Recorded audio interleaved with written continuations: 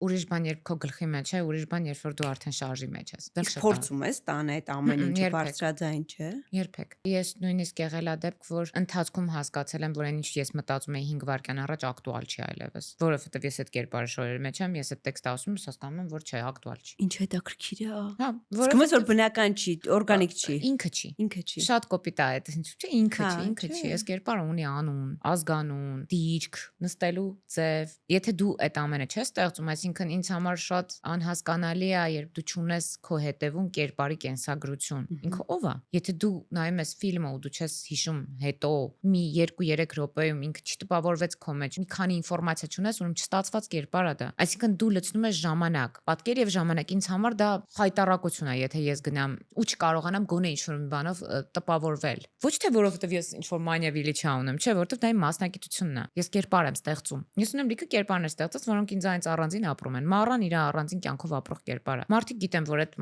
կապված է ինչ-որ մեկի հետ։ Չէ, մենք անգիր գիտենք Մարայի կյանքը։ Մարայի հետ վերապրում ենք բոլոր դրամաները։ Դրամաները։ Ես ինձ այնց անջատում եմ, փորձում տալ իրան իր կյանքը եւ արդեն ապրում եմ իր կյանքով այդ մի քանի վայրկյանի մեջ։ Ինձ կհիշացնես Մարանենում հետ է միշտ կռիվանում։ Սամոյ է, Իրանց աշխատող Սամոն, ոչ թե իր սիրեկանը։ Սիրեկանի անունը Չունեք սիրեկան։ Կարեր անունը։ Կարն է, չէ, Կարն է։ Ես տենց չեմ հասկացել, այդ տղայի անունը Կարեն է, թե Կարո, Չէ, Կարո է։ Հա։ Կարեն է։ Ես տենց համոզված եմ, որ ինքը Կարոն է։ Անկեղծ չեմ մտածել, առաջին Իսկ Սամը այնքան է էս մեր Մարան, նենց է նկարագրում, արդեն ինձ թվում է ես գիտեմ ինչ փնթի տեսքի։